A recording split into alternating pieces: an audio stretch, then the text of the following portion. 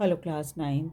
चलिए अब हम लोग फिर से वर्किंग ऑफ इंस्टीट्यूशंस पढ़ते हैं और आगे क्या बातें आपको बताई गई है उसको जानते हैं। कल तो हमने प्राइम मिनिस्टर की पावर्स को पढ़ा था। आज हम पढ़ेंगे द प्रेसिडेंट, यानी प्रेसिडेंट हमारे देश में या राष्ट्रपति हमारे देश में किस तरह से काम करते हैं। While the prime minister is the head of the government, जहाँ तक कि प्राइम मिनिस्टर की बात है वो तो सरकार का मुखिया यानी हेड होता है। The president is the head of the state. President जो हैं वो स्टेट के हेड होते हैं। इन are political system the head of the state exercise only nominal power. हमारे हमारा जो पॉलिटिकल सिस्टम है उसमें हेड ऑफ द स्टेट जो होते हैं उनको बस एक औपचारिक तरीके से थोड़ी सी पावर दी गई है। The president of India is like the queen of Britain whose functions are largely ceremonial.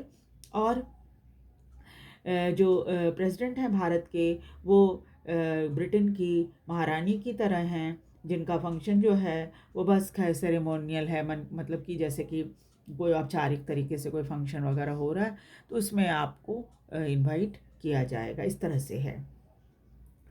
The president supervises the overall functioning of all political institutions in the country so that they operate in the harmony to achieve the objective of the state। और president जो है वैसे पूरे देश के जितने political institution हैं सब पर नज़र रखते हैं, उसके काम को देखते हैं और साथ ही साथ क्या है उनका ध्यान इस बात पे रहता है कि सभी इंस्टीट्यूशन मिलजुल कर काम करें ताकि जो उद्देश्य है देश का तरक्की का उसे सही तरीके से किया जा सके। The president is not elected directly by the people. हमारे यहाँ राष्ट्रपति का चुनाव सीधे सीधे जनता द्वारा नहीं किया जाता। The elected members of parliament MPs and the elected member of legislative assemblies MLAs elect her. और प्रेसिडेंट का चुनाव जो है वो पार्लियामेंट के सभी सदस्य यानी एमपी जो होते हैं वो और उसके अलावा लेजिस्लेटिव असेंबली एमएलए जो कि स्टेट में होते हैं, हर स्टेट में एमएलए होते हैं, वो सब मिलकर इनका चुनाव करते हैं। A candidate standing for president's post has to get a majority of vote to win the election। और जो भी व्यक्ति राष्ट्रपति के लिए खड़ा होता है चुनाव के लिए उसको मेजॉरिटी मिलना बहुत ज़रूरी है, तभी वो इलेक्शन जीतेगा। This ensure that the president can be seen to represent the entire nation। ऐसा इसलिए किया गया है ताकि ऐसा लगे कि हमारे राष्ट्रपति जो हैं वो पूरे देश को रिप्रेजेंट कर रहे हैं।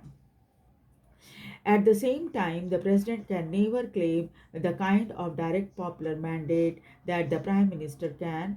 इसके साथ ही साथ प्रेसिडेंट जो है वो उस तरह से मैंडेट यानी उनको जो मेजॉरिटी मिलती है प्राइम मिनिस्टर को वैसी उनको नहीं मिल सकती। एक पॉपुलर मैंडेट जो मिलता है, लोकप्रिय होते हैं ज़्यादा प्रधानमंत्री राष्ट्रपति की तुलना में। This ensure that she remains only a nominal executive. इससे ये पता चलता है कि वो एक नॉमिनल एग्जीक्यूटिव हैं। The same is true of the power of the president. ये बात भी सच है, राष्ट्रपति की जो पावर है उसके मामले में भी ये बात सच है।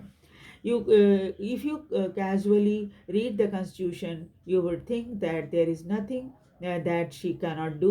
जब आप अपने संविधान को पढ़ेंगे तो पाएंगे कि उसमें राष्ट्रपति के बारे में ऐसा लिखा गया जैसे लगता है कोई भी ऐसा काम है नहीं है जिसको राष्ट्रपति नहीं कर सकते। All the governmental activities take place in the name of the president. क्योंकि सरकार के जितने काम होते हैं वो राष्ट्रपति के नाम से ही किए जाते हैं। All laws and major policy decision of the government are issued in her name. और हमारे यहाँ जितने कानून बनते हैं और जितनी भी पॉलिसी डिसीजन होती है सरकार की वो सब राष्ट्रपति के नाम से ही इशू होती है। All major appointments are made in the name of the president. सभी बड़े बड़े अपॉइंटमेंट जो होते हैं वो प्रेसिडेंट के नाम से ही किए जाते हैं। These include the appointment of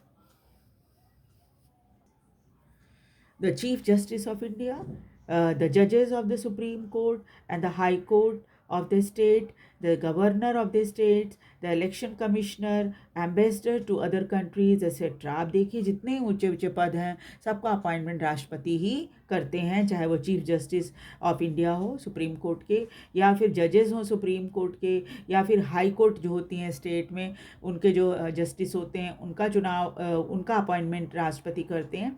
और उसके बाद गवर्नर ऑफ द स्टेट जो होते हैं वो भी राष्ट्रपति करते हैं। इलेक्शन कमिश्नर्स जो होते हैं वो उनका अपॉइंटमेंट राष्ट्रपति करते हैं। एम्बेसडर जो हमारे राजदूत होते हैं दूसरे देशों में, उन सब का अपॉइंटमेंट भी राष्ट्रपति द्वारा किया जाता है। The international treaties and agreement are made in the name of the president. जितने अंतर्राष्ट्रीय जो संधि वार्ता वगैरह होती है, एग्रीमेंट होता है, वो सब कुछ राष्ट्रपति के नाम से ही होता है। The president is the supreme commander of the defence forces of India. और भारत की जितनी डिफेंस फोर्सेज है, चाहे वो आर्म फोर्स हो, एयर फोर्स हो, नेवी हो, सबकी जो सुप्रीम कमांडर होते हैं वो राष्ट्रपति ही होते हैं। But we should remember that the president exercise all the powers only on the advice of the council of minister। लेकिन राष्ट्रपति जो हैं अपने सारे पावर्स का इस्तेमाल जो है वो प्रधानमंत्री और मंत्रिमंडल के जो होती हैं प्रधानमंत्री के, उनके एडवाइस पर ही कर सकते हैं।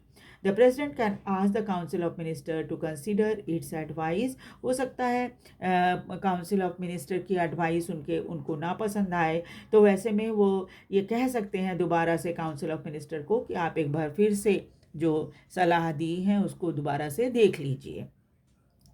But if the same advice is given again, लेकिन अगर दोबारा से काउंसिल ऑफ मिनिस्टर कहे कि नहीं यही ठीक है, she is bound to act according to it, तब उसे क्या होता है, उसको स्वीकार करना पड़ता है। Similarly, a bill passed by parliament becomes law only after the president gives assent to it। इसके अलावा जितने बिल होते हैं पार्लियामेंट से पास होते हैं वो सब प्रेसिडेंट के स्वीकार करने के बाद ही मतलब स्वीकृत होते हैं। If the president want she can delay this for some time. अगर प्रेसिडेंट को लगे कि कुछ उचित नहीं है तो वो देरी तो कर सकते हैं। And send the bill back to parliament for reconsideration. और दोबारा से उस बिल को पार्लियामेंट में भेज सकती हैं। But if the parliament passes the bill again she has to sign it. लेकिन अगर पार्लियामेंट दोबारा से भी सेम चीज़ को भेज देती है प्रेसिडेंट के पास, तो उसे साइन करना ही पड़ता है। So you may wonder what does the president really do. तो फिर आपको लगता होगा तो फिर प्रेसिडेंट करते क्या हैं।